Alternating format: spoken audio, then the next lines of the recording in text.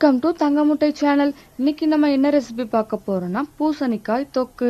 இது எப்படி செய்யலாம்னு சொல்லி இந்த வீடியோல நம்ம பார்க்கலாம்.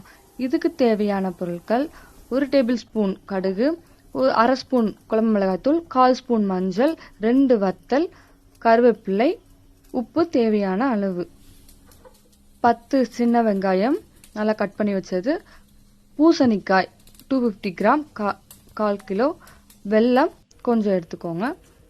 இப்போ பேனில் ஆயில் விட்டு ஆயில் நல்லா சூடானதும் கடுகு பொரிய விட்டுட்டு கருவேப்பிலை வத்தல் ஆட் பண்ணிட்டு இப்போ நம்ம கட் பண்ணி வச்சிருந்த சின்ன வெங்காயத்தை ஆட் பண்ணுறோம்.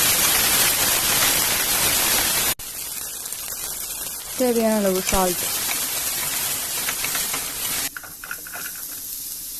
வெங்காயம் நல்லா ஃப்ரை ஆனதும் பூசணிக்காய் எடுத்து வச்சிருந்த பூசணிக்காவை நம்ம ஆட் பண்ணுறோம். இதை ஆட் பண்ணி நல்லா ஃப்ரை பண்ணணும். அதுக்காக நம்ம என்ன பண்ணுறோன்னா ஒரு லிட்டால் இதை க்ளோஸ் பண்ணி வச்சுக்கணும். இதை நீங்கள் வீட்டில் செஞ்சு பாருங்கள், ரொம்ப டேஸ்ட்டாக இருக்கும் இந்த பூசணிக்காய் தொக்கு. இப்போ க்ளோஸ் பண்ணிட்டு இப்போ நான் ஓப்பன் பண்ணி பார்க்குறேன். இப்போ நான் கொஞ்சோண்டு தண்ணி மட்டும் தெளித்து வச்சுக்கிறேன். தண்ணி ஊற்றாமல் தண்ணி மட்டும் கொஞ்சம் தெளித்து விட்டு இதை நல்லா ஃப்ரை பண்ணுறேன்.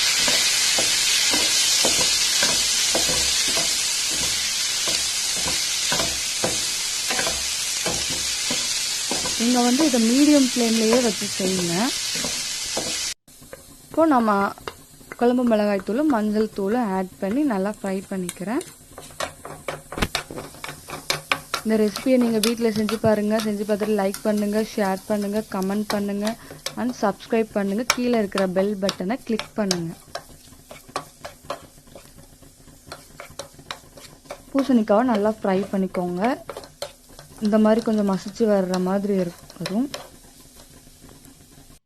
இந்த தொக்கு ரொம்ப டேஸ்ட்டாக இருக்கும். நீங்கள் ஒன் டைம் சாப்பிட்டுட்டே இருக்கும் போல இருக்கும். இப்போ நம்ம எடுத்து வச்சுருந்த வெல்லத்தை இதில் ஆட் பண்ணி நல்லா மிக்ஸ் பண்ணிக்கோங்க.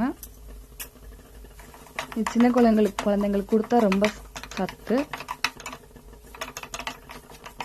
ஹெல்த்தியான ரெசிபி இது. இப்போ இதை ஒரு பிளேட்டுக்கு நான் சேஞ்ச் பண்ணிக்கிறேன். நன்றி.